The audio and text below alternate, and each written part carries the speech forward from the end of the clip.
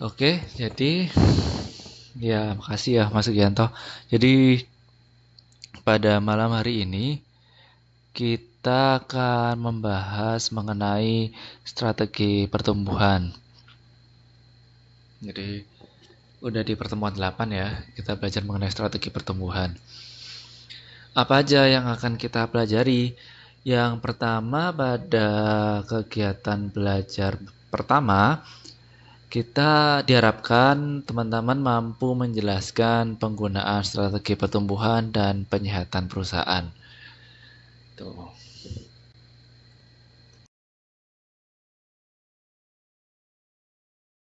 Nah, di buku dijelaskan uh, pengertiannya strategi pertumbuhan. Strategi pertumbuhan aja kalau kita logika kan strategi itu ya satu metode atau cara. Nah, jadi strategi bersaing untuk mengembangkan perusahaan sesuai dengan ukuran besaran yang disepakati untuk mencapai tujuan jangka panjang perusahaan. Jadi uh, memang namanya aja strategi pertumbuhan ya, diharapkan perusahaan itu akan selalu bertumbuh sampai mengikuti perkembangan konsumen. Jadi jangan sampai generasi saya punya usaha, kemudian nanti kalau saya udah nggak ada, usahanya juga ikut nggak ada kayak gitu. Jangan kayak gitu, bisa diteruskan ke anak cucunya atau mungkin dijual ke pemilik saham seperti apa. Nah, tentu saja untuk terus eksis untuk terus ada perusahaan itu butuh strategi ya ini. Jadi kita hari ini belajar bagaimana agar perusahaan ini tetap tumbuh dan berkembang, terus ada di jangka yang panjang, dalam jangka waktu yang panjang. Nah, kalau misalnya, wah, kok bentar, presentasinya tiba-tiba hilang. Bentar ya. Oh, ini udah.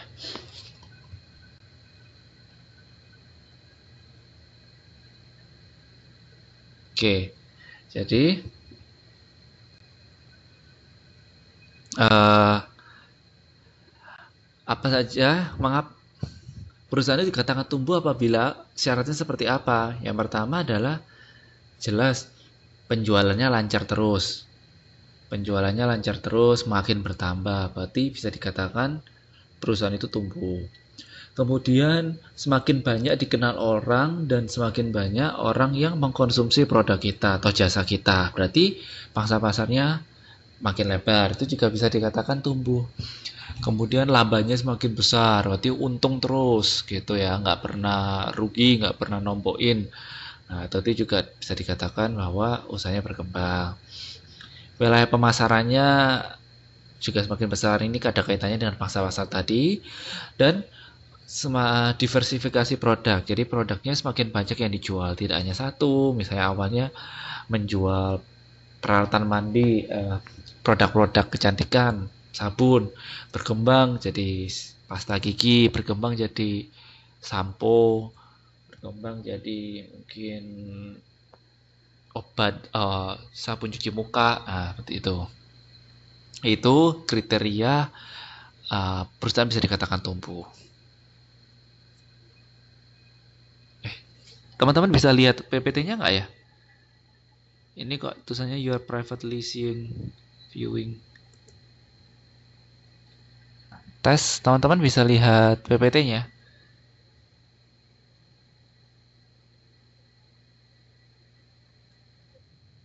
Oh bisa, ya udah. Oke, kemudian uh, strategi pertumbuhan menjadi populer dikarenakan mengapa strategi pertumbuhan ini penting atau dianggap penting? Ya karena pasti ya semua bisnismen, semua usahawan mengakui bahwa salah satu cara untuk sukses dan mengembangkan usaha itu adalah dengan perusahaannya terus bertumbuh. Nah, kemudian juga alasan orang untuk ingin mendapatkan banyak keuntungan ya tentu saja dengan mendorong pertumbuhan perusahaan. Nah, ini juga bisa misalnya kita dikatakan berhasil, pemilik atau manajer perusahaan dikatakan berhasil, ya apabila perusahaannya bertumbuh dan berkembang. Nah, kemudian juga bisa uh, strategi pertumbuhan ini dianggap penting karena memang tekanan dari owner, misalnya kita ini sebagai pekerja aja, bukan pemilik, sebagai uh, pekerja atau manajernya. Tentu saja strategi pertumbuhan ini dianggap penting karena pemiliknya nyuruh-nyuruh kita untuk menekan kita untuk menumbuhkan perusahaan. Dan yang paling penting, kenapa strategi pertumbuhan ini dianggap penting? Karena, ya selamat malam Mbak Sri, silakan masuk. Karena perusahaan ini agar tetap hidup, tetap ada seperti saya bilang tadi, salah satunya dengan pertumbuhannya, strategi pertumbuhannya. Oleh karena itu, dari kelima alasan ini, itulah mengapa para peneliti, para ilmuwan, para pebisnis sepakat mengatakan bahwa strategi pertumbuhan ini penting. Ya, intinya adalah strategi pertumbuhan ini penting untuk menjaga kelangsungan hidup perusahaan.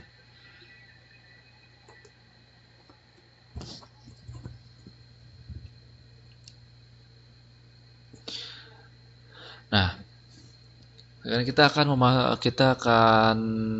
belajar mengenai 3 konsep atau horizon pertumbuhan. Nah, kita semua paham bahwa perusahaan tidak hanya sekedar hidup, sehat, dan berkembang, tapi ya seperti saya bilang di awal tadi, perusahaan itu sebagai pemilik perusahaan kita ingin perusahaan kita itu selalu ada terus sampai mengikuti perkembangan konsumen. Nah, supaya hal itu bisa tercapai, ada 3 konsep horizon pertumbuhan. Pertama adalah caranya dalam mempertahankan dan memperbesar bisnis inti yang kini telah dimiliki. Nah, agar bisnis kita ini selalu ada di dunia ini, selalu ada untuk mengiringi pertumbuhan perkembangan konsumen, tentu saja kita harus mengembangkan dan memperbesar bisnis yang kita miliki. Sudah logika aja seperti itu ya. Yang kedua, kita juga harus bersiap apabila bisnis yang kita ini sudah mentok, sudah sampai titik jenuh, udah konsumennya juga konsumen jenuh, alias ya itu aja,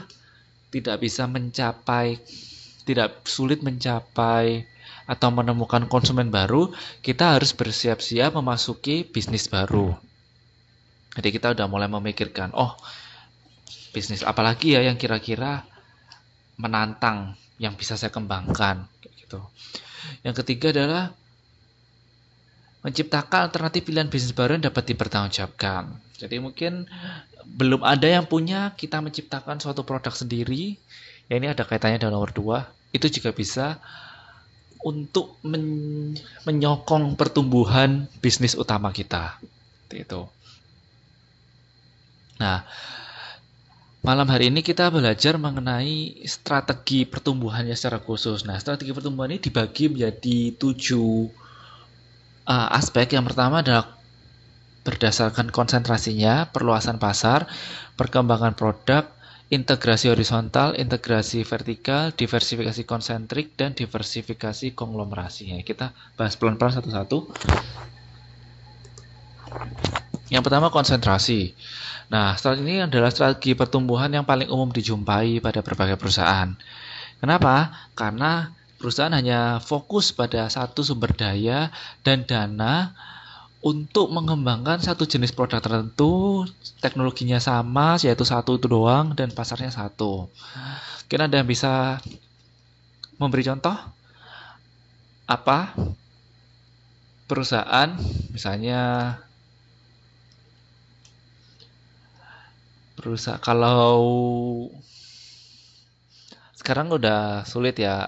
Misalnya ini nih yang paling gampang, usaha makanan. Walaupun memang makanan kita bisa banyak ya, tapi kan misalnya ada nih warung soto yang terkenal gitu. Soto apa kayak gitu ya. Soto Lamongan. Umumnya kan soto Lamongan ini kan dia jualnya juga ya soto Lamongan. jarang banget dia jual juga nasi campur, nasi goreng, kan nggak mungkin. Mungkin soto Lamongan misalnya kita beli ke warung soto Lamongan, beli soto Lamongannya satu, pasti kan soto Lamongan.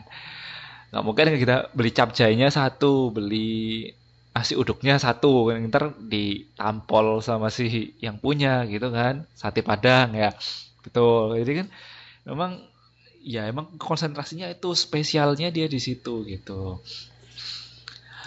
Mungkin bisa memberi contoh yang lain, apalagi misalnya produk apa ya. Tapi sekarang udah mulai jarang sih, atau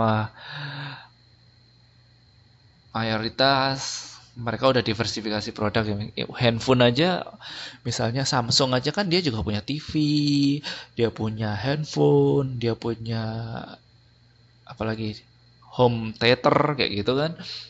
Apalagi iPhone dia juga punya Apple, iPhone sendiri, tablet. Jadi kan sekarang ya malam Mbak Ida. Jadi memang sekarang udah diversifikasi, tapi masih ada dia yang spesialisasi itu. Seperti saya bilang tadi, soto Lamongan, sate Padang. Jadi emang dia spesialisasi di situ gitu.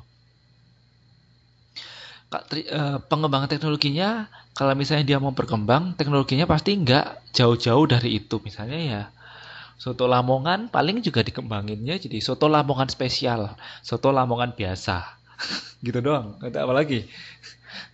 Biasanya kan gitu kan, cuman bisa dikembangin ya, soto Lamongan spesial, dia pakai tambahan telur, atau telurnya dibayangin, dagingnya dibayangin, atau soto Lamongan biasa, atau jumbo, jumbo sama yang biasa. Sate Padang saya belum pernah nyoba nih sate Padang. Itu. Jadi kalau dikembangkan ya paling ya berkutat itu aja. Jadi itu konsentrasi ya, itu yang paling mudah dan paling sering yang paling umum dijumpai sih. Tuh.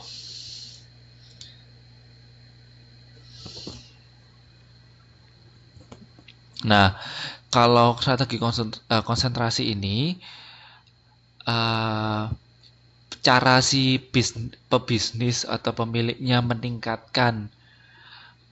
melihat peningkatan pertumbuhannya, oh ini bisnis saya udah tumbuh nih, itu ngelihat dari jumlah pembelian. Kalau semakin banyak orang yang beli ke soto Lamongan itu atau ke sate Padang itu, berarti ya memang bertumbuh kayak gitu.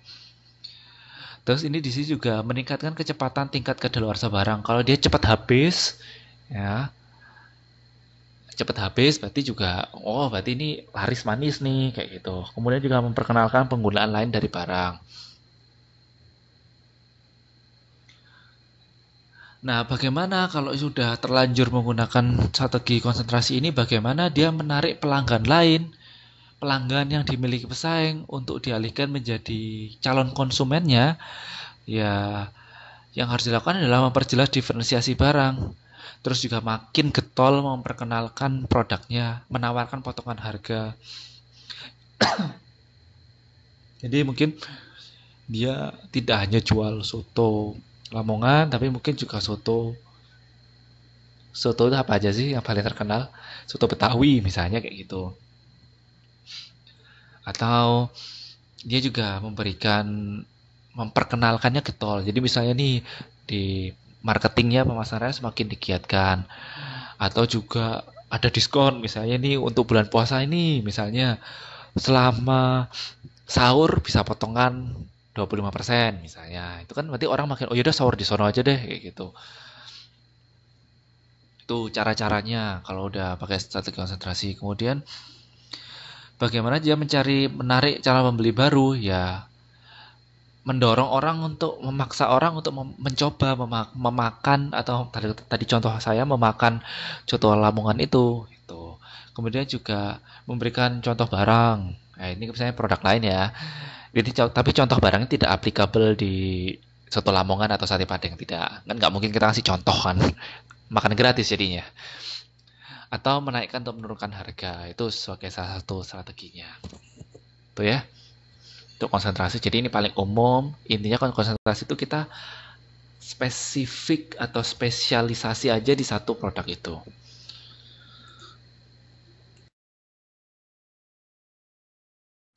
Terus syarat agar strategi konsentrasi dapat diterapkan, yang pertama Apabila perusahaan ini atau bisnis ini ya tidak berpengaruh pada perkembangan teknologi karena dia tidak ya cuman itu aja, teknologinya juga hampir sama.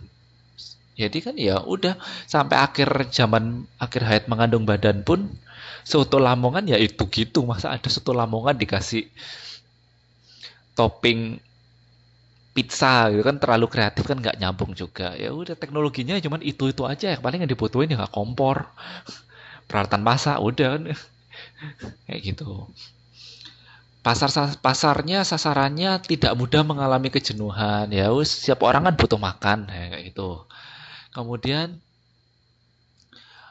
ini penting apabila pembeli memiliki keunggulan yang sulit ditiru pesaing. Jadi ya dia spesial banget sih, karena dia emang ya nggak semua orang, apalagi kalau misalnya soto Lamongan jualnya di Medan gitu, ya nggak tahu ya itu bakal rame apa bakal laku atau enggak. Tapi kayak misalnya di Taiwan ini, kalau saya di Taiwan, saya sering makan di rumah makan Indo, karena ya sauda ini udah apa ya, karena saya tidak akan mungkin orang Taiwan bisa memasak senikmat orang Indo yang masak. Jadi makanya sulit ditiru oleh orang lain kayak gitu.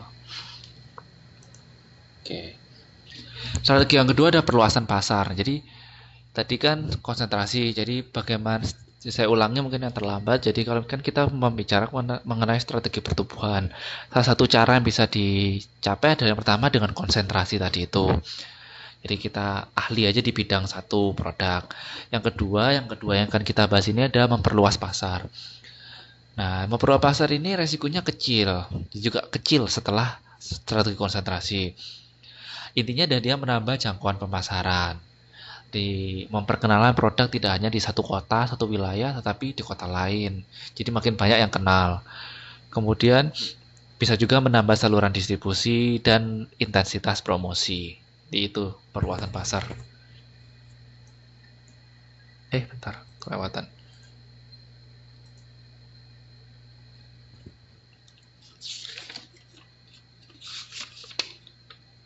Oh, saya kelewatan. Ada yang namanya pengembangan produk. Nggak ada di slide nih, kelewatan saya. Oke, jadi kalau pengembangan produk ini, uh, dia intinya sama. Dia mengembangkan produk. Jadi kayak contohnya melakukan perubahan produk secara substansial. Bukan berarti dia menciptakan produk baru, tidak. Tetapi produk itu memiliki unsur yang sama. Contohnya kalau di buku halaman 8.10, tapi mohon maaf ini di slide saya kelupaan ngetiknya. Jadi ada strategi pertama kan konsentrasi. Strategi kedua tadi perluasan area. Yang ketiga ini pengembangan produk. Ini contohnya misalnya ini. Teman-teman pasti sudah pernah makan Indomie kan? Nah, Indomie ini kan dia ya mie instan. Udah mie instan aja. Kan nggak mungkin, saya nggak pernah ada tahu yang sepatu merek Indomie, kan nggak ada tuh. Atau mesin fotokopi merek Indomie. Atau apalagi minuman merek Indomie gitu kan, nggak ada kan. Nah, Indomie kan cuman ya mie instan aja. Nah, dia mengembangkan produknya dengan varian rasanya. Jadi kayak mengganti ya rasanya. Kemudian juga paling orang yang mengembangkan produk ini paling juga mengembangkan ukurannya, kombinasi ingredientnya kayak gitu. Jaringan masih loading. Ini apa? Oh, Mas Robi. Udah bisa nggak, Mas? Udah masuk nggak? Nah, udah deh, udah ngetik kok. Oke, jadi itu ya, pengembangan produk itu ya. Jadi gampang. Oke, good. Sekarang integrasi horizontal. Jadi udah keempat. Jadi yang pertama tadi apa? Konsentrasi. Yang kedua adalah pertumbuhan perluasan pasar. Yang ketiga pengembangan produk. Yang keempat integrasi horizontal. Nah,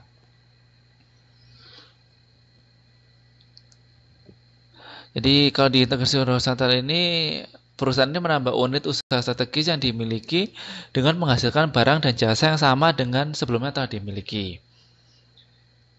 Jadi dilakukannya dengan akuisisi. Sudah masih ada yang pernah dengar akuisisi? Saya yakin sudah familiar ya dengan akuisisi.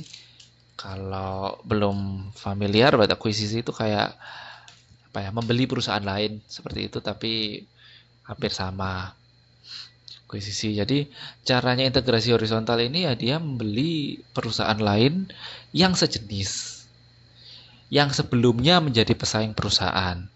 Ada yang tahu contohnya misalnya apa? Perusahaan yang sama-sama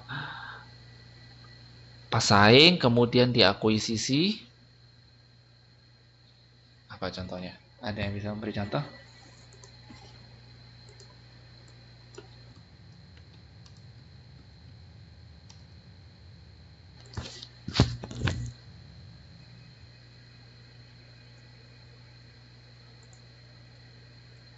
Emang tuh udah diakuisisi ya? Uber Grab. Emang udah diakuisisi ya? Bukannya Uber di sini tuh udah emang. Oh gitu. Kok saya kudet?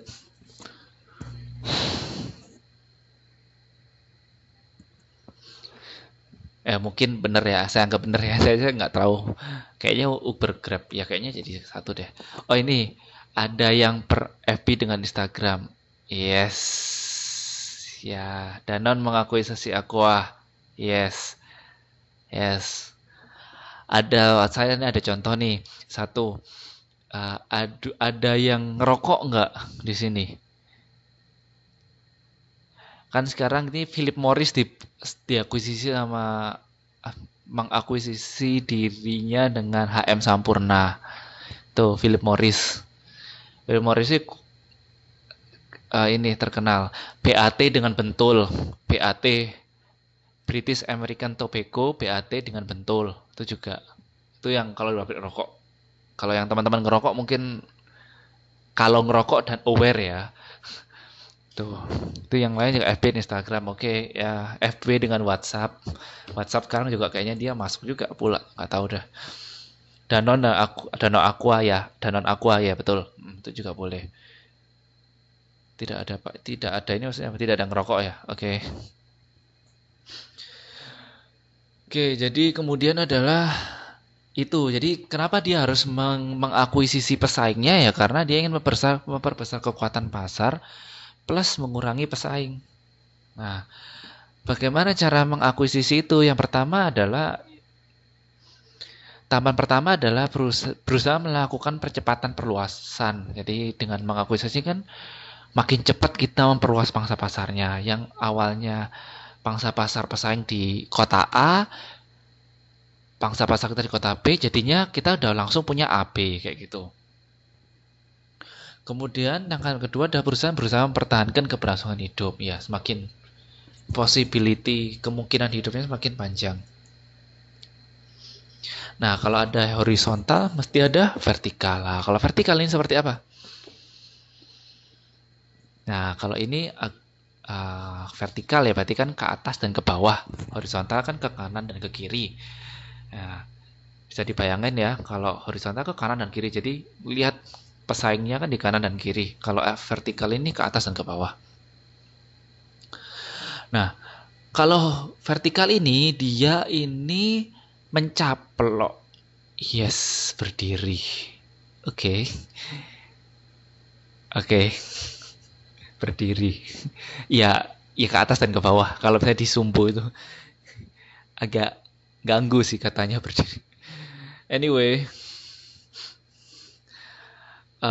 kalau vertikal ini itu dia menggabungkan dirinya dengan pemasok atau bidang garap konsumen.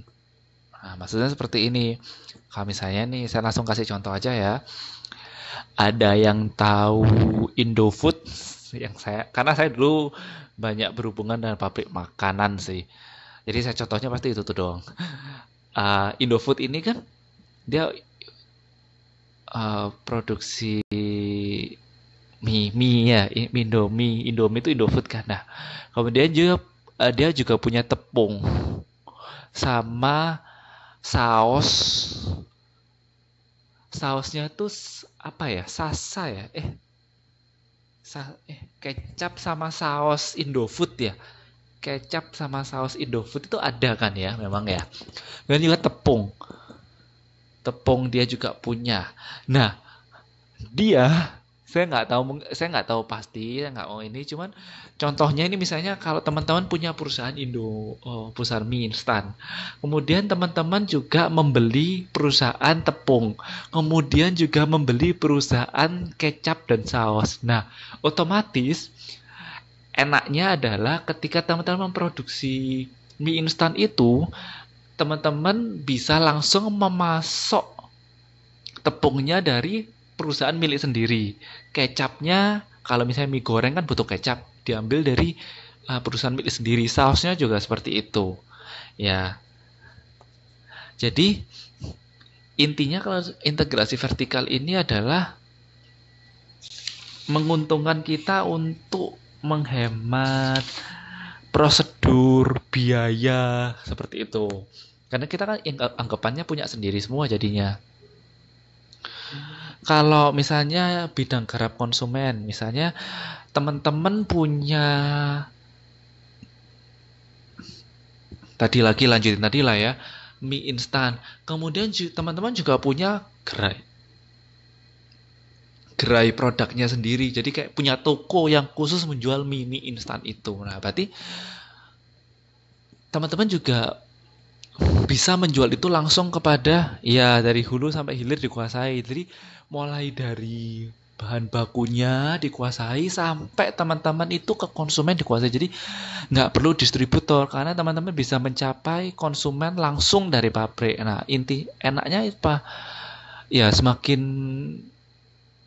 menguntungkan terhadap proses distribusi. Kenapa menguntungkan? Karena ya, kalau teman-teman sadar, transportasi dan distribusi itu ada biayanya. Nah, seperti itu. Memasarkan itu juga ada biayanya. Kalau emang dia dikuasai dari hulu sampai hilir, otomatis semua bisa memotong biaya transportasi, biaya distribusi, biaya pemasaran, biaya penyimpanan, dan lain-lain. Jadi intinya lebih hemat.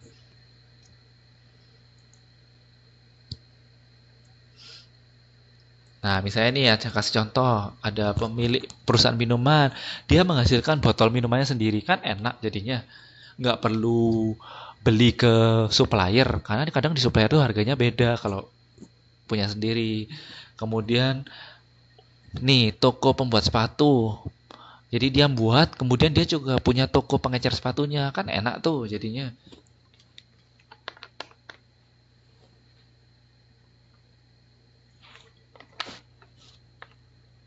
Nah, tapi dia juga punya kelemahan, apa kelemahannya? Selain dia keuntungannya memotong biaya transportasi, juga dia harus punya biaya strategis. Kenapa? Dia kan akhirnya jadi susah memilih partner kerja karena memang ya dia menguasai semua. Padahal kadang-kadang kalau misalnya perusahaan misalnya tepung nih, kadang kan dia pasti ada kurang pasokan. Nah, dia kan harus memilih supplier lain. Nah, itu agak susah karena dia tidak menjalin hubungan baik dengan supplier lain. Tuh. Oke, jadi udah ada berapa tadi? Kita ulangi, ada strategi konsentrasi, perluasan pasar, pengembangan produk, horizontal, vertikal, dan sekarang kita masuk konsentrik. Nah, ini ada dua macam diversifikasi konsentrik dan diversifikasi konglomerasi. Kita bahas yang konsentrik dulu. Kalau konsentrik ini, perusahaan ini memutuskan strategi pertumbuhannya dengan menambah unit usaha baru. Baik dengan pertumbuhan internal, jadi memang dia punya cabang-cabang lain, misalnya buka pabrik baru di wilayah lain, atau dengan cara akuisisi. Tuokei, semua boleh. Semua boleh, yang penting dia intinya adalah mengembangkan, menciptakan, menambah unit usaha baru. Dan usahanya masih berkaitan. Nih, saya kasih contohnya adalah Pepsi. Pepsi, tahu Pepsi ya? Pepsi itu pesaingnya Coca-Cola. Nah, Pepsi ini dia itu ternyata sekali memiliki unit usaha lain walaupun dia berbeda sebenarnya. Tetapi kok punya saya slide-nya tetap aja di Note 3 ya? Masa sama? Oh gitu. Bentar. Saya share lagi ya.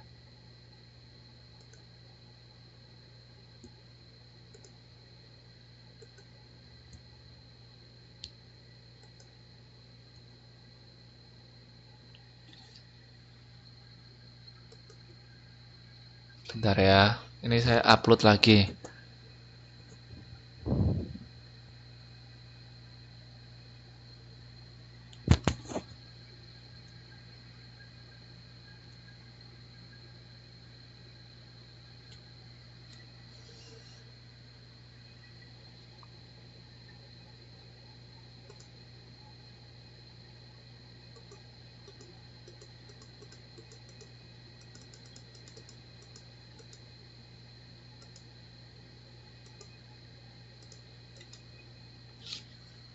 Udah bisa melihat perbedaannya sekarang di slide nomor 13.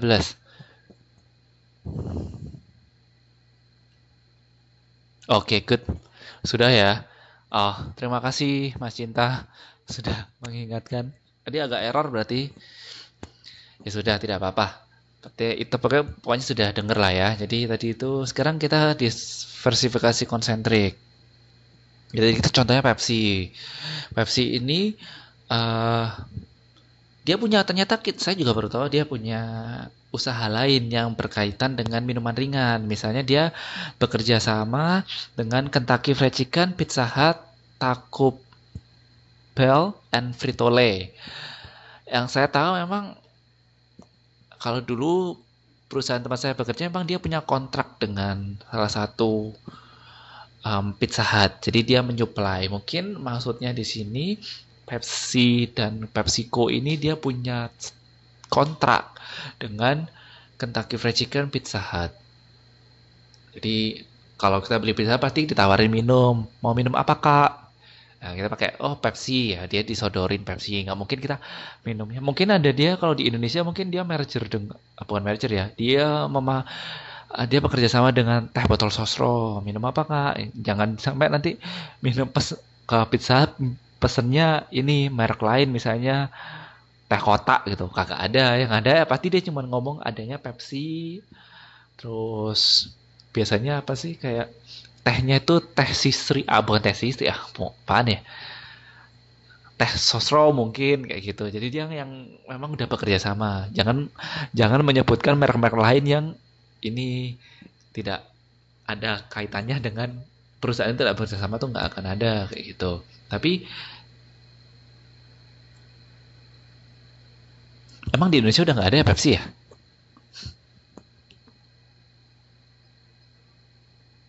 Saya nggak tahu juga kalau Pepsi ini nggak ada. Saya bukan penikmat soda soalnya.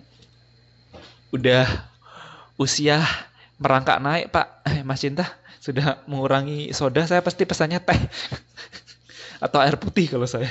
Saya udah nggak, udah hampir 6 tahun 7 tahun saya nggak minum soda. Udah saya nggak pernah malah minum soda. Oh masih di ini teman-teman nih kalau hangout keren ya di Burger King, di KFC gitu. Saya kalau pulang Indo malah makannya ke warung rujak, warung soto.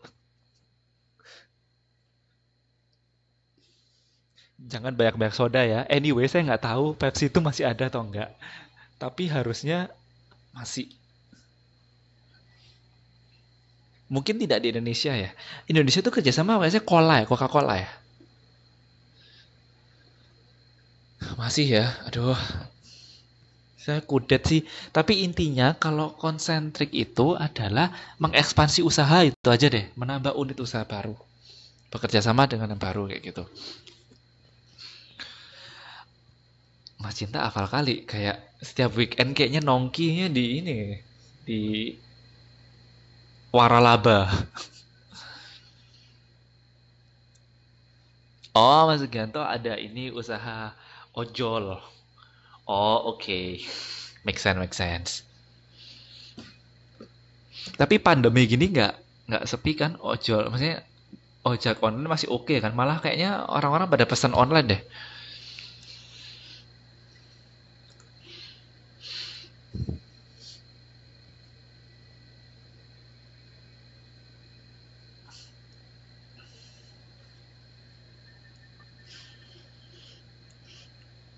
Jadi mungkin Mas Sugianto ini update karena dia sering ini ya. Oh, itu masih sering mendatangi tempat-tempat seperti itu ya. Jadi intinya adalah yang perlu kita pahami bukan masalah Pepsi-nya masih bekerja sama atau tidak. Intinya adalah eh apa tadi itu, diversifikasi konsentrik ini dia berusaha untuk memperluas unit usaha, memperluas usahanya seperti itu.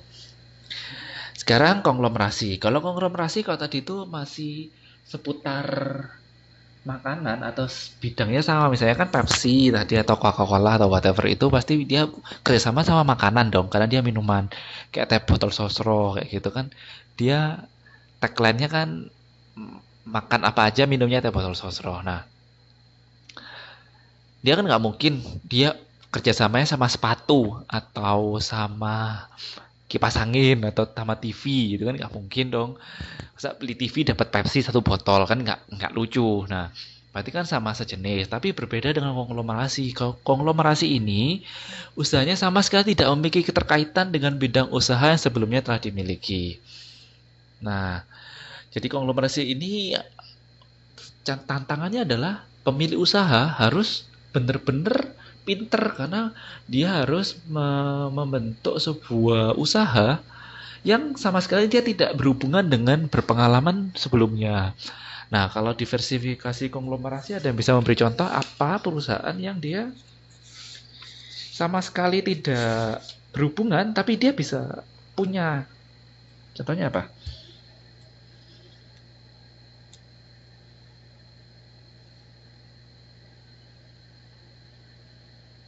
Bakery ini awalnya apa? Bakery itu awalnya apa ya?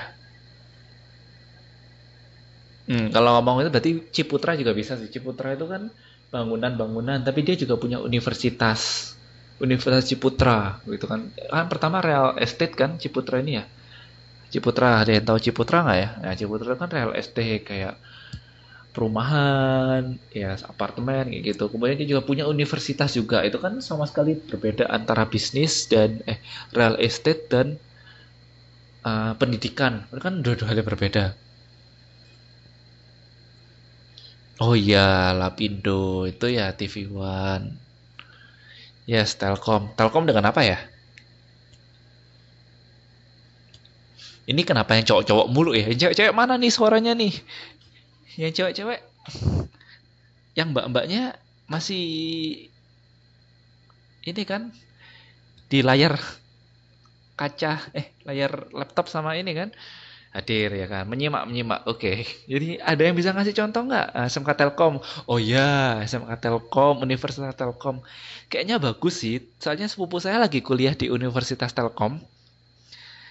Jadi dia awalnya dia komunikasi di bidang di telekomunikasi, kemudian Telkomsel, Telkom rumah, telepon rumah, kemudian dia berkembang ke ini pendidikan. That's good sih menurut saya, karena provider telepon rumah kan sekarang udah jarang. Kemudian apa, Telkomsel itu juga ini ya wifi, router wifi itu ya. Nah, kan saingnya banyak ya, di universitas bagus dia. Nah itu.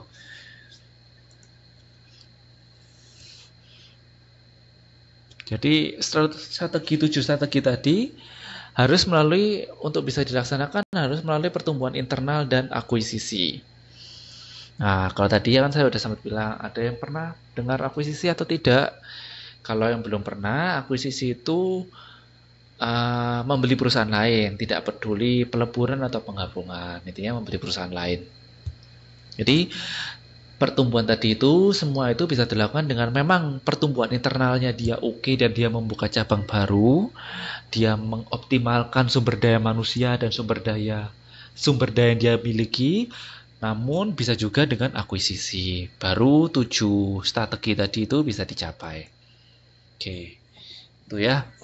Sudah masuk di strategi penyehatan perusahaan dan divestasi. Istirahat dulu. Saya izin 3 menit, 3 sampai 4 menit mau ngambil air minum dulu di bawah, bentar ya.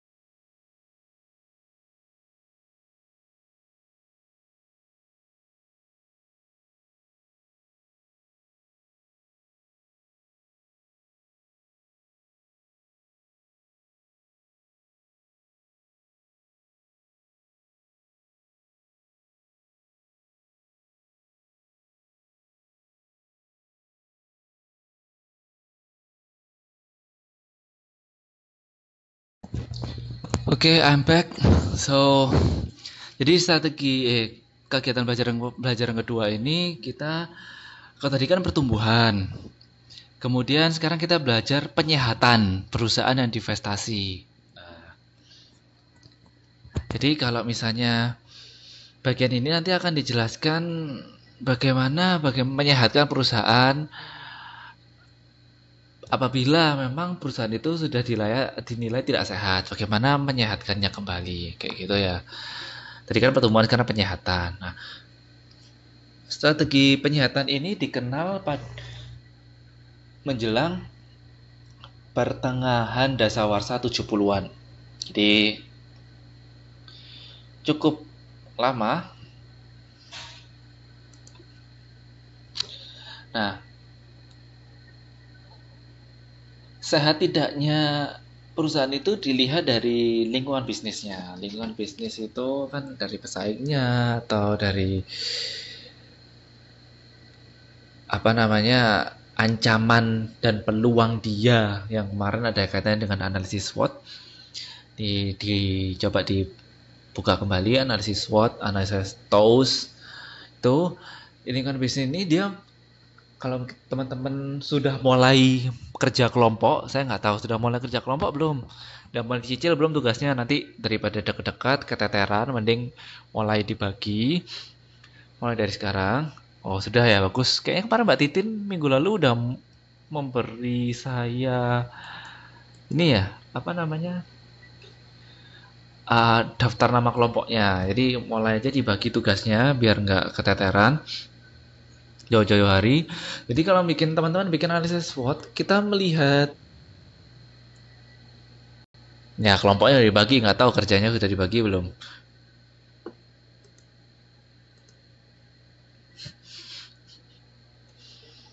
Jadi Mas Ropi ini sama siapa sih kelompoknya? Sudah dibagi tugasnya gitu dong kan? Misalnya 10 kelompoknya 3 kan berarti kan 3 3 3 kayak gitu. Kesimpulannya bikin barengan gitu kan enak. Iya, yeah, gercep memang bagus sih. Nggak, tujuannya bagus. Mbak Titin itu gerak cepat itu supaya teman-teman bisa langsung kerjain.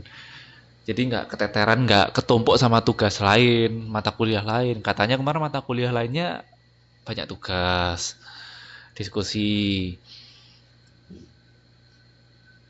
Mbak Sri sama Mbak Rofiul. Jangan jadi beban ya Mas Rofi ya. Jangan jadi beban buat kelompoknya dikerjain. Anyway, kalau teman-teman udah bikin analisis 4 kuadran, SWOT 4 kuadran itu, kita melihat posisi perusahaan ini terancam, itu kan dari ancaman dan peluang perusahaan. Nah, dari lingkungan bisnis sekitar kan.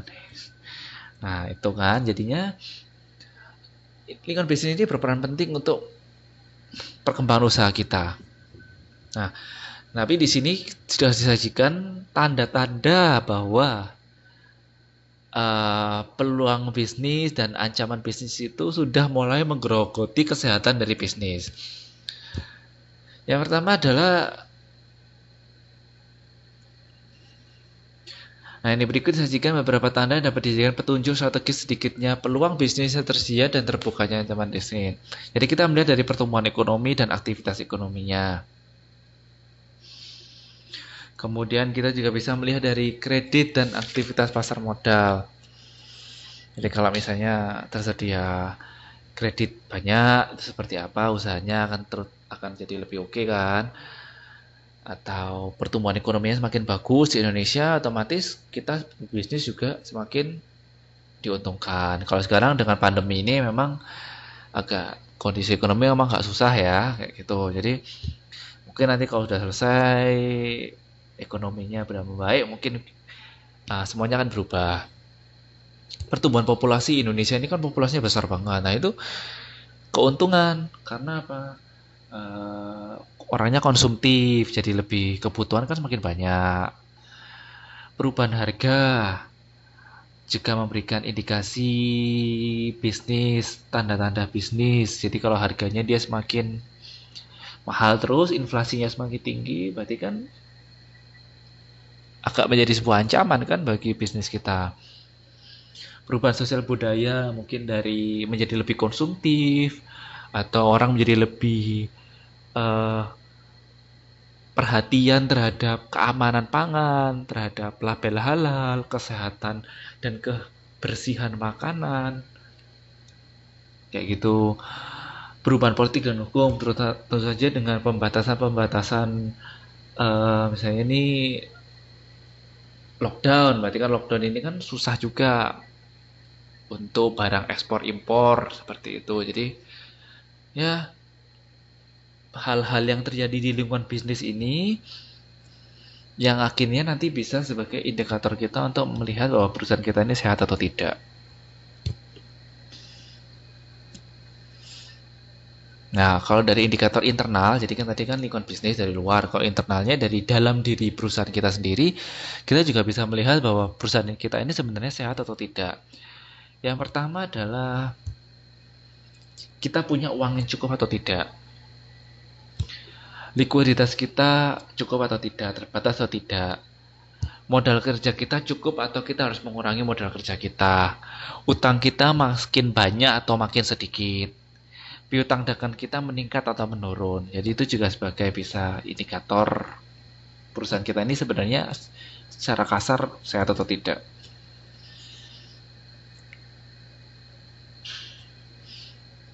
Nah, kalau misalnya sehat, tidak sehat juga bisa dilihat dari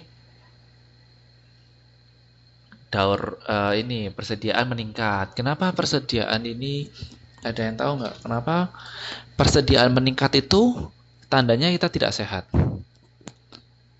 Persediaan misalnya persediaan bahan bakunya makin banyak, itu kok ini bukannya makin bagus tapi sebenarnya makin tidak sehat. Kenapa? Dan bisa tahu nggak kenapa persediaan meningkat? Itu justru menandakan bahwa perusahaan ini tidak sehat atau malah tidak bagus lah untuk perusahaan. Ya, persediaan itu bisa tidak laku di pasar itu betul. Jadi kan kita bisnis itu pasti punya gudang ya, gudang. Karena dari gudang bahan baku dan gudang bahan jadi dan gudang bahan setengah jadi atau work in progress-nya. Nah, kalau gudang bahan baku dia banyak menumpuk bahan baku, bahan raw material, bahan yang belum diolah itu menumpuk, apa akibatnya?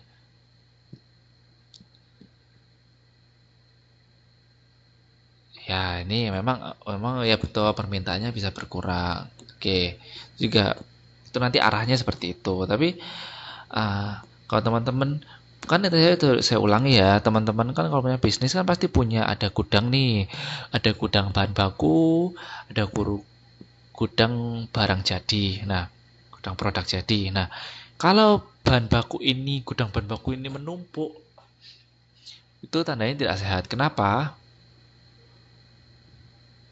Iya Mbak Kusnul, silakan masuk.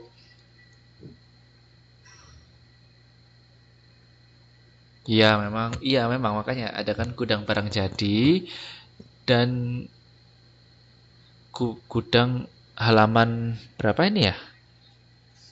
Kegiatan belajar mengajar kedua 8 titik indikator internalnya halaman berapa sih? Bentar. 8.30 8.31 8.1 itu Mas Rofi udah jawab. Ya, gudang itu kan ada gudang bahan baku sama barang jadi. Nah, kalau bahan bakunya terlalu banyak, menurut teman-teman itu bagus atau tidak?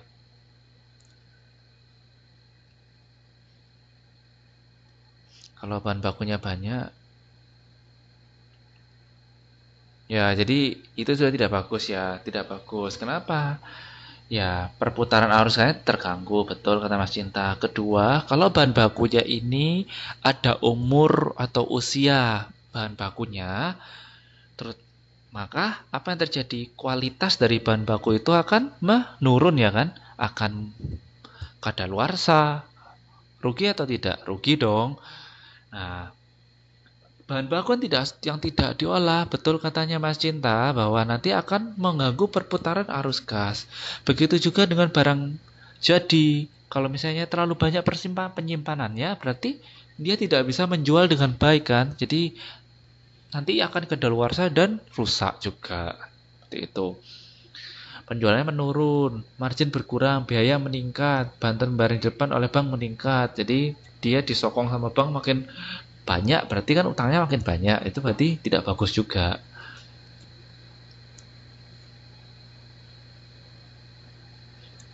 Nah, kemudian di tahap akhir perusahaan pun indikator internal ini juga bisa menunjukkan tanda-tanda. Yang pertama adalah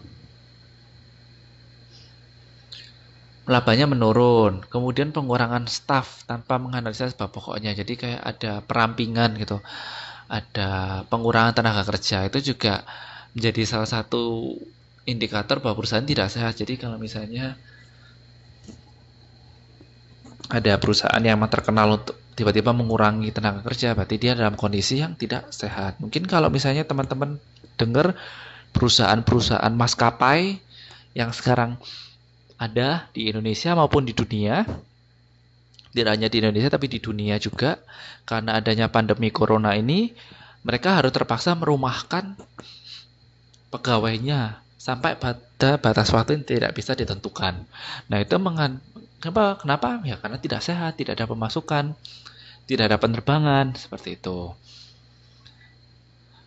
Pembayaran hutang terlambat. Ini saya juga ada pengalaman ini yang sampai sekarang masih belum terbayar.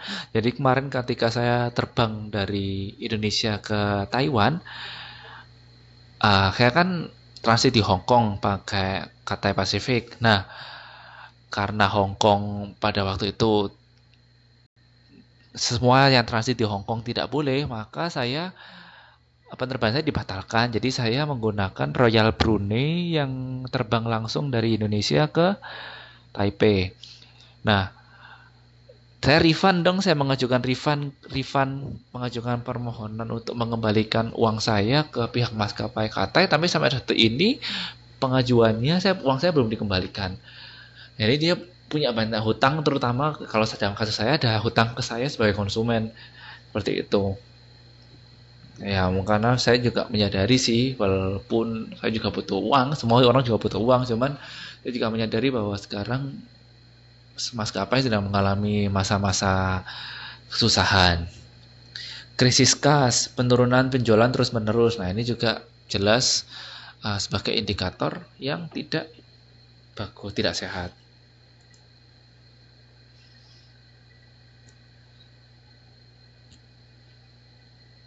Nah, berikutnya daftar indikator internal dapat muncul pada setiap tahapan daur kehidupan perusahaan. Jadi, kalau tadi kan yang slide nomor 20, 21, ya ini kan di slide nomor 20 ini kan tanda-tanda muncul pada tahap awal kehidupan perusahaan. Jadi awal-awal berdiri. Kalau ini dia pertengahan, kalau ini dia di tahap akhir. Nah, kalau yang di slide nomor 23 ini tanda yang ada di setiap daur kehidupan perusahaan. Entah mau dia perusahaannya baru berdiri, sedang di masa remaja atau udah masa tua.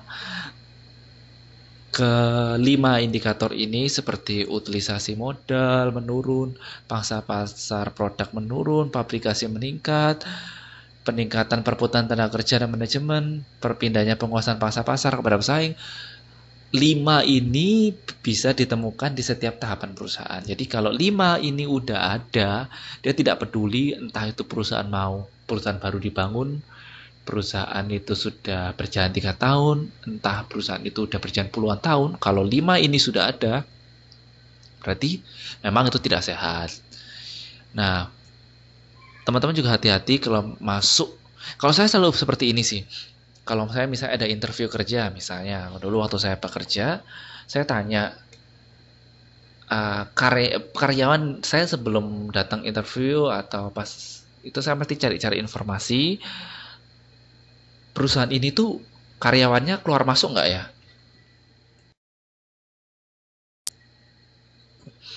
Kalau karyawan dari suatu perusahaan itu keluar masuk atau turnover-nya tinggi, perputaran tenaga kerjanya cepat, berarti ada satu yang salah. Memang budaya perusahaannya salah atau dia tidak bisa menjamin kesejahteraan karyawannya dan baik. Contohnya berarti kalau misalnya dia keluar masuk berarti atasannya misalnya ada yang rese atau orangnya judes-judes atau mungkin dia sellernya sedikit, gajinya kecil. Jadi perputaran. Jadi kalau misalnya teman-teman nanti bekerja di sebuah company, itu salah satu indikatornya. Biasanya saya sebelum masuk ke sebuah company itu untuk interview, ya jelas dong. Berarti itu kurang bagus. Berarti kan mereka nggak kerasan di perusahaan itu. Kalau mereka kerasan ya bisa kayak 20 tahun. Kayak papa saya tuh kerja di perusahaan rokok. Dan dulu zaman dulu ada yang tahu rokok Kansas, Rodman itu udah sampai 25 tahun papa saya tuh bekerja di situ. Kenapa bisa selama 25 tahun mengabdi? Ya, karena kesejahteraannya terjamin gitu. Kalau misalnya cuma 3 tahun keluar, setahun keluar, ya berarti ada masalah di perusahaan itu. Setidaknya memang kesejahteraannya tidak terjamin. Atau mungkin budaya kerjanya nggak oke. Nah, itu ya. Kemudian ada indikator kombinasi. Jadi kan dari kita melihat sehat tidaknya dari internal, sekarang dari kombinasi. Nah,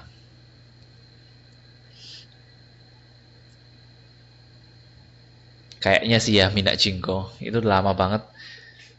Kansas itu sekarang nggak tahu masih ada nggak. Minak Jinggo tuh nggak ada nggak sih? Minak Jinggo tuh saya kurang tahu kalau Minak Jinggo. Kalau Kansas itu kan kayak sekarang setara sama dulu tuh kayak Dunhill kayak gitu. Nah, Dunhill masih ada. Dunhill sama Marlboro kan masih oke, masih ada. Kalau Kansas kan nggak tahu di Taiwan saya nggak tahu. Kalau di Indo udah kayak nggak ada. Anyway, uh, Mas Robi ini ngerokok apa rokoknya? Magnum Blue. Anyway, jadi kayak misalnya tadi kan ada indikator kita melihat dari internal, tapi sebenarnya ancaman perusahaan itu kan sehat tidaknya perusahaan itu bisa dilihat dari lingkungan luar dan diri kita sendiri. Nah, di kombinasi ini dia melihat bagaimana sehat tidaknya perusahaan dari kacamata luar dan kacamata dalam. Jadi, nah ini tanda-tanda yang jadikan petunjuk tidak sehat perusahaan yang disebabkan kombinasi kedua determinan, eksternal dan internal. Yang pertama adalah vertikalisasi jenjang organisasi.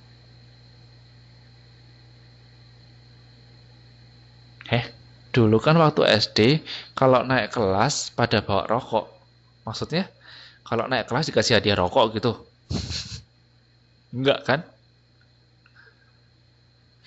SD mana sih? Emang ada yang kayak gitu ya? Hah? Suruh bawa rokok? Hah? Itu berarti gurunya ini dong. Apa? Kayak minta sesajen, kayak minta upeti gitu dong. Kalau misalnya anak-anaknya naik kelas, kemudian nanti bawain saya rokok ya, kayak gitu. Nggak beres tuh guru SD-nya tuh. Satu orang satu bungkus, anjir.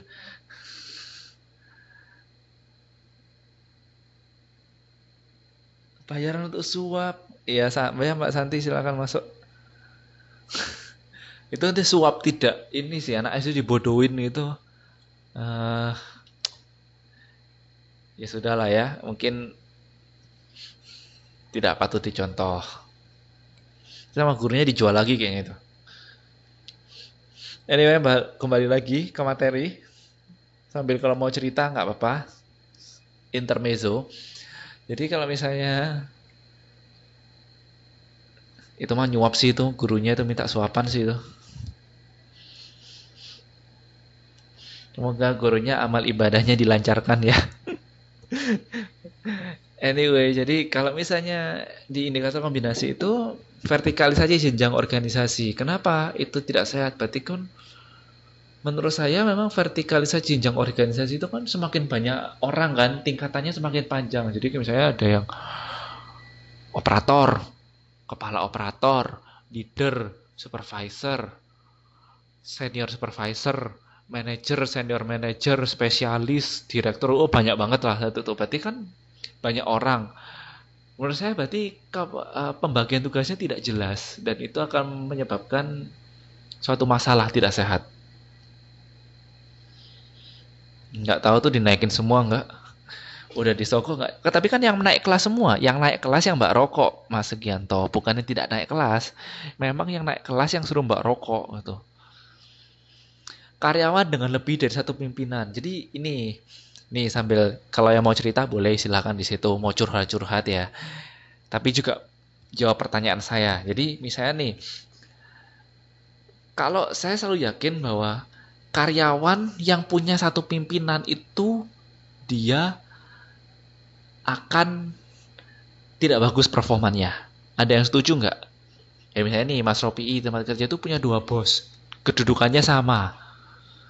Mas Ropi harus lapor ke dua orang itu. Menurut saya pasti ada satu kita sebagai anak buah pasti kita merasa kayak bingung nih mau nurutin yang mana. Yang satu ngomong boleh, satu ngomong nggak boleh. Nah, kalau satu pimpinan ini, lebih dari satu pimpinan ini, menurut saya ini juga menandakan tidak sehat. Berarti pembagian tugasnya tidak oke.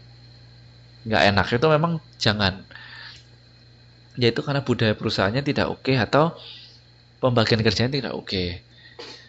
Putus rantai komando. Ini berhenti. Jadi kayak ada ini visi misi yang kemarin kita belajar visi misi yang harusnya sampai ke level terbawah, ya putus aja sampai supervisornya. Ya nggak maju juga perusahaannya. Satu aja bikin poin apalagi dua ya kan. Ya akhirnya kita tidak bisa mengabdi secara sepenuh hati kepada atasan kita kalau dua ya kan. Kalau satu aja kita masih kadang-kadang kita keteteran apalagi dua ya kan kita jadi nggak performnya jadi nggak maksimal gitu. Tuh katanya masih. Ya Mas Ropi kenapa di pabriknya bisa kayak gitu coba? Bosnya ada dua itu kenapa coba? Pusing kali ya kan? Ya itu kurang bagus kan dikendalikan dua supir ya. Satu mau ke kiri, satu mau ke kanan. Memang harusnya malah bisa jalan di tempat dong. Nah memasarkan produk yang salah ini juga itu the foolish thing sih, the apa ya, the stupidest thing kayak itu bodoh banget sih memasarkan produk yang salah. Kayak misalnya nih bukan literally salah ya, misalnya bukan literally salah kayak tapi saya dulu pernah itu udah kasus besar. Jadi kayak perusahaan tempat saya bekerja itu produknya dia salah tanggal kadaluarsa. Salah talah salah tanggal kadaluarsa. Which is itu membuat perusahaan menderita kerugian sangat besar. Kenapa? Ya mungkin bisa terjual, tapi kan orang kalau misalnya kadaluarsanya harusnya 3 bulan, terus cuma 1 bulan, kan membahayakan ini konsumen kayak gitu. Atau dia harusnya 3 bulan, dia harusnya bisa maksimal 3 bulan. Produk itu bisa sampai 1 bulan doang, tapi terus 3 bulan kan bahaya, bisa keracunan. Nah, pasti matahari kembar ini apaan sih? Bos bilang harus motong ukuran kecil. Adiknya bos bilang motong ini karena mau dikirim. Jadi saya bingung. Nah, itu gimana terusan? Mana yang harus dikerjain? Adiknya bos bilang motong ini. Motong ini itu maksudnya apa? Motong ini ukurannya nggak perlu kecil-kecil gitu. Karena mau dikirim. Jadi saya bingung. Terus Mas Ropi apa yang dilakukan? Kayak ini kalau kalau saya jadi Mas Ropi pasti ngomong motong plastik ukuran 100. Nah kalau gitu udah dudukin aja dua bosnya. Nih mau yang bener yang mana? Motong kecil atau mau motong ukuran seberapa? Daripada kita bawahannya pusing kerjain ya kan?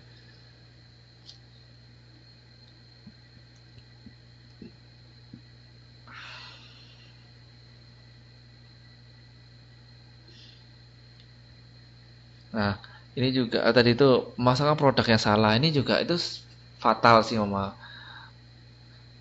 Fatal banget ya itu karena bisa menimbulkan kerugian. Yang tadi saya bilang itu salah tanggal kadaluarsa. Mungkin juga bisa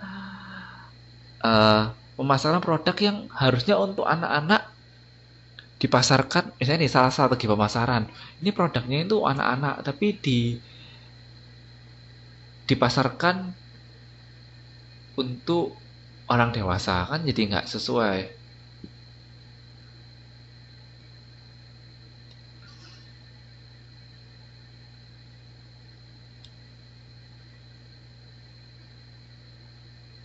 Tuh ada yang bisa memberi contoh nggak? Tinggal ngopi Mas Robi, iya biar beliau berantem di kantor, iya iya Mas Rusuki, iya biar beliau berantem di kantor, iya pusing kali ya kan kita ngurusin. Kalau saya sih gitu, saya gitu. Anyway, jadi ada yang bisa memberi contoh, misalnya ada produk A untuk anak-anak atau produk apa, dan dia salah salah strategi pemasaran. Ya, ini produknya anak-anak, ditawarkannya ini misalnya nih apa ya, produk mainan, tapi diiklankan di TV jam 10 malam gitu.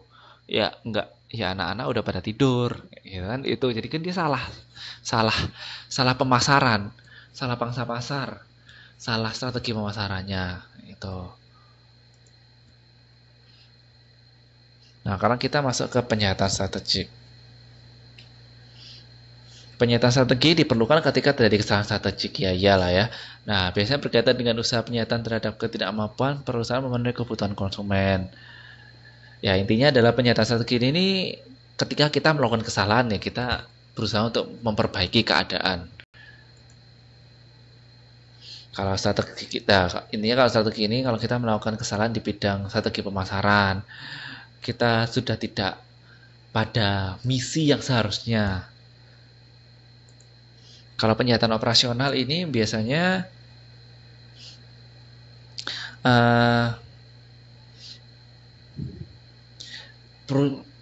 operasional itu berhubungan dengan produksi. Jadi usaha penyihatannya ya berusaha untuk memperbaiki kinerja perusahaan yang berkaitan dengan pencapaian tujuan ekonomi keuangan. Yang biasa kita lakukan contohnya adalah berusaha meningkatkan penghasilan diperoleh dengan berbagai teknik, misalnya pemotongan harga, peningkatan promosi, penambahan perbaikan pelayanan konsumen, memperbaiki saluran distribusi. Itu yang bisa kita lakukan apabila kita berusaha menyehatkan di bidang operasional kita. Kemudian juga memotong biaya-biaya yang tidak perlu kita potong, misalnya biaya administrasi, pemasaran, penelitian, pengembangan, sementara dipotong dulu, kita fokus kepada uh, penyehatan. Nah, kita lebih fokus ke promosi misalnya, daripada penelitiannya di stop dulu. Bukan ditiadakan tapi dikurangin biayanya. Kemudian memperbaiki promosi pelayanan konsumen seperti itu.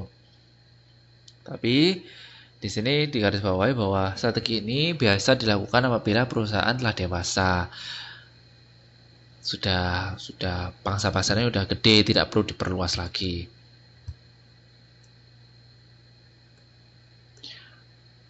Nah, ini proses penyihatan itu sebenarnya kita berusaha untuk mengembalikan kondisi perusahaan seperti sedia kala.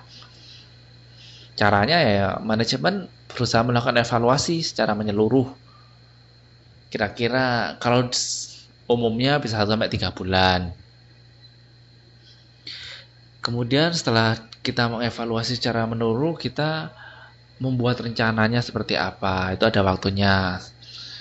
Setelah kita membuat rencana, kita mengimplementasikan rencana penyihatannya seperti apa. Yang tahu adalah pemilik dan manajer-manajernya ya, karena setiap perusahaan kan pasti berbeda.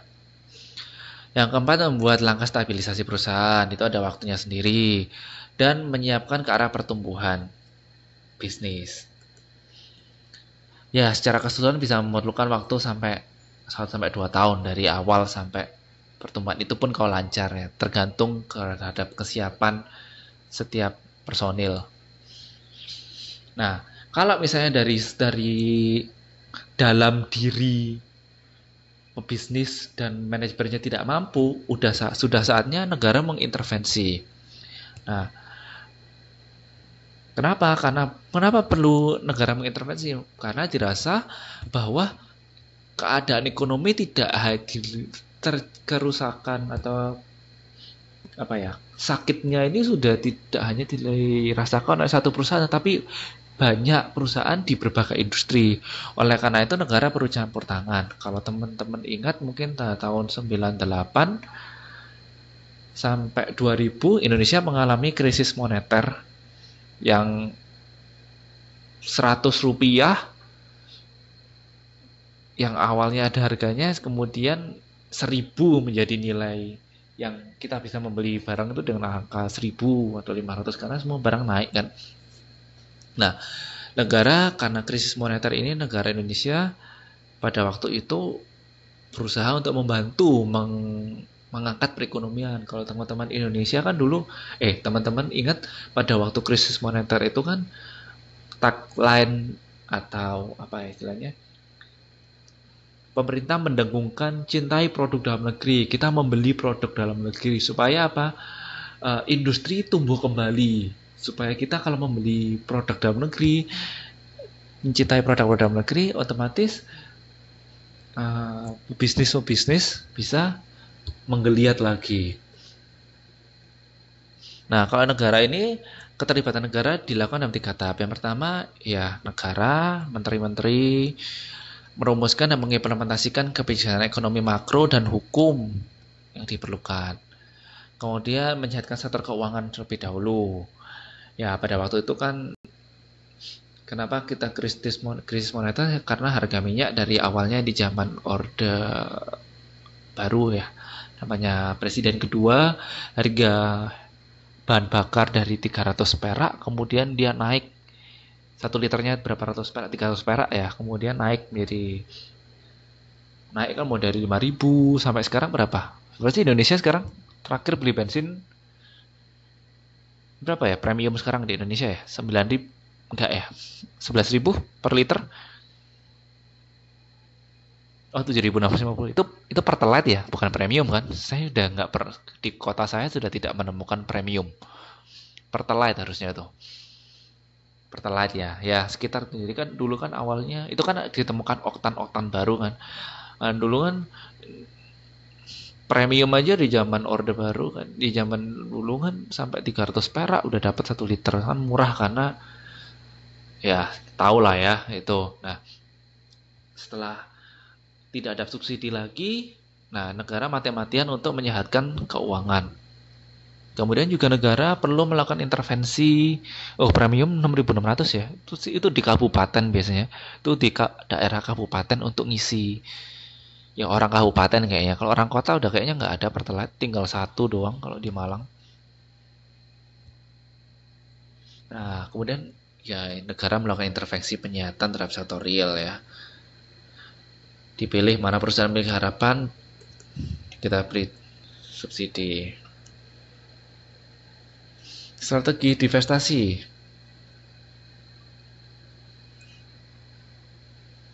Nah, divestasi ini artinya apa? Keluar dari pasar atau gulung tikar atau bankrupt, bangkrut. Nah, apabila perusahaan ini tidak bisa sehat, ya otomatis dia harus keluar dari pasar. Nah, ketika teman-teman sekalian memutuskan keluar dari pasar atau bisnis-bisnis ini pebisnis memutuskan keluar dari pasar,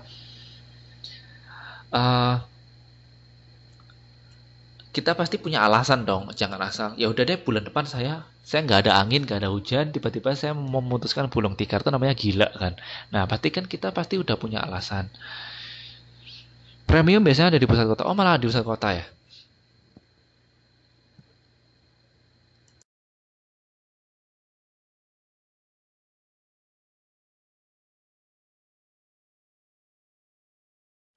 Oke, jadi kita pasti untuk keluar dari pasar itu kan pasti kita punya alasan. Yang pertama adalah modal kita ini keluar terus.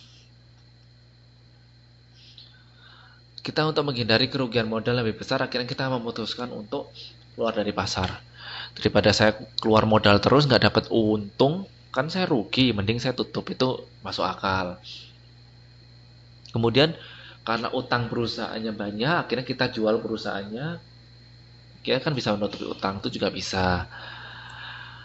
Mungkin mengurangi biaya operasional juga bisa. Jadi kan kayak apa ya? Giant ya, kayak waktu tahun lalu ya, tahun Giant itu kan dia menutup beberapa gerai di beberapa lokasi, terutama di Jakarta juga ditutup kan. Oh iya benar, saya di Kota Malang masih cuma satu yang nggak banyak tapi nggak sebanyak Pertalite.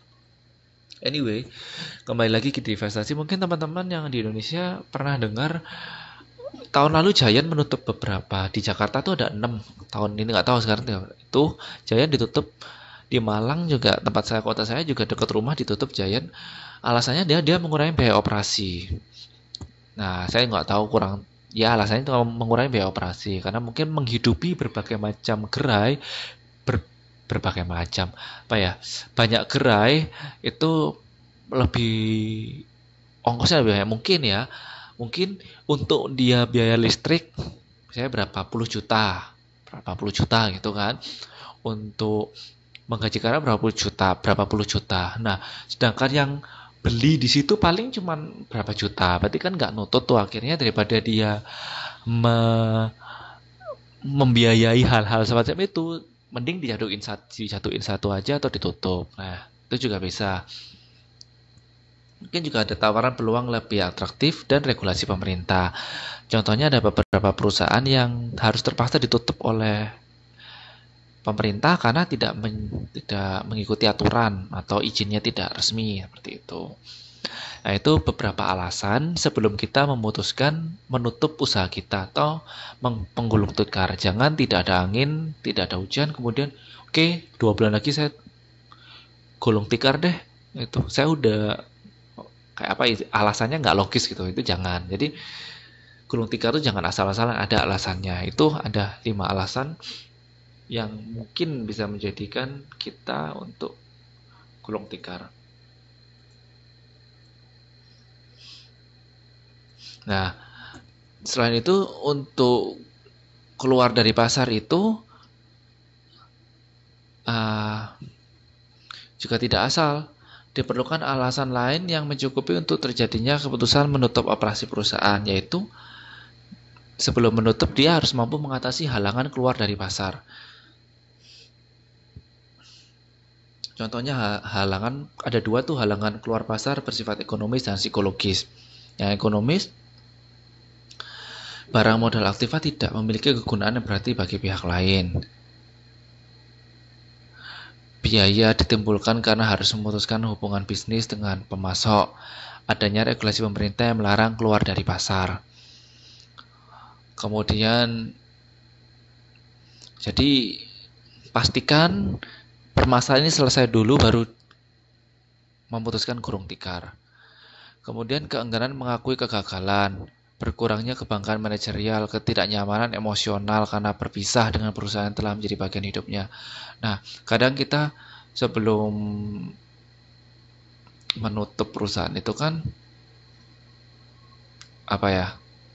Oke, kayak misalnya ini orang-orang biasanya ini owner pertama sih, itu biasanya kayak aduh eman ditutup, saya dulu ini gedein perusahaan ini setengah mati gitu, tapi anak-anaknya nggak mau nerusin. Nah, itu kan juga halangan kan, itu kan hal-hal yang menghalang-halangi keluar dari pasar. Nah, kalau mau dari pasar, selesaiin permasalahan ini dulu. Misalnya ini Mbak Endang atau Mbak Nia atau Mbak Titin itu punya usaha nih, usaha industri tekstil misalnya. Dulu ke anaknya bilang, dulu mami, dulu mama, dulu ibu gedein usaha ini setengah mati sampai dikenal orang, tapi kamu nggak mau nerusin, eman kalau ditutup eman, padahal dia perusahaannya mbak-mbak ini udah apa ya, setengah mati itulah. Nah, tapi karena masih ada perasaan enggan, apa ya, masih ada perasaan malas untuk berpisah. Nah, akhirnya nggak jadi keluar dari pasar. Jadi itu ya, ada kita kalau mau memutuskan keluar tuh pasti kita harus menyelesaikan permasalahan-permasalahan dulu. Misalnya ini kontrak-kontrak harus selesai dulu, utang-utang harus selesai dulu, baru memutuskan bankrupt. Jangan ini Untuk memutuskan kontrak kan pasti juga harus ada biaya kan, pasti ada kerugian ya. Ini saya supplier gitu kan, harus kalau mengingkari kontrak kan ini nggak boleh. Nah, kalau divestasi penutup ini strateginya adalah bisa kita menjual perusahaan kita secara menyeluruh, seisinya, sekaryawannya dijual. Kemudian merupakan perusahaan menjadi satu entitas perusahaan baru. Nah, ini yang minggu lalu kalau teman-teman ingat saya pernah ingin cerita sesuatu pengalaman saya, tetapi lebih cocok di minggu depan. Minggu lalu saya bilang gitu. Nah, ini saya ingin cerita kalau misalnya dulu sama saya bekerja kan, saya kerja di Kecap Sirup ABC, Heinz ABC. Kemudian di tengah-tengah saya bekerja, perusahaan itu diakuisisi sama Kraft. Tahu Kraft ya? Kraft, keju Kraft itu loh, pemilik keju Kraft itu. Nah, ini lucunya itu terjadi sangat cepat, kayak tiba-tiba kita, karena itu kan Heinz itu perusahaan multinasional yang headquarternya atau lokasi induk perusahaannya di Amerika, Kraft juga di Amerika. Nah, jadi kita nggak tahu apa-apa, tapi ternyata itu sudah pergantian selama sekitar beberapa waktu yang lalu, tapi kita sebagai karyawan di Indonesia tuh nggak sadar. Lucunya ketika perusahaan ini diakuisisi oleh Kraft, Heinz ABC ini diakuisisi sama Kraft, semua sistem itu diganti. Termasuk yang paling sederhana itu adalah seragam kita. Jadi tiba-tiba itu langsung datang seragam baru. Ini seragam baru yang awalnya warnanya putih, cuma ada logonya perusahaan saya, kemudian tiba-tiba diganti warna biru. Jadi warna birunya keju Kraft itu loh. Awalnya kan ABC itu warnanya ABC itu warnanya merah, terus tiba-tiba seragamnya diganti biru gitu. Kita shock semua sih, cuman shock semua karena ya mengganti pemilik itu berarti terjadi sangat cepat dan kita emang harus adaptasi dan itu terjadi pengurangan besar-besaran karena pengurangan karyawan besar-besaran, terutama karyawan yang udah lanjut usia tidak produktif. Kenapa? Karena pemilik baru dia berpikir bahwa di perusahaan yang lama ini, di sistem yang lama ini terlalu besar karyawannya, dia langsung potong separuh gitu. Jadi teman-teman saya itu banyak yang hilang dalam jangka waktu 6 bulan, langsung dikasih surat pemutusan hubungan kerja, terutama yang lama-lama ya, karena pada waktu itu masih usia muda, pada waktu itu kerja masih usia muda. Jadi intinya adalah yang ingin saya kaitkan dengan perkuliahan pada malam hari ini adalah banyak strategi yang bisa kita lakukan untuk menyehatkan perusahaan. Ketika perusahaan kita, mungkin teman-teman tidak tahu, teman-teman bekerja di perusahaan yang sedang tidak sehat.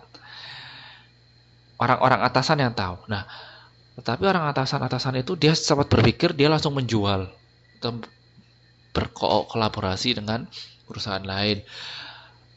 Dan itu real terjadi dan bisa dijual secara menyeluruh atau melikuiditas, mengakuisisi itu juga bisa. Atau mungkin kalau teman-teman juga punya perusahaan yang dalam kondisi tidak sehat, juga bisa menjual harta kekayaan perusahaannya, baik yang berwujud maupun tidak berwujud. Yang tidak berwujud itu ya mungkin hak paten, yang berwujud itu mungkin juga bangunan, mesin, seperti itu. Jadi itu ya. Sudah selesai? Mau ada pertanyaan silakan.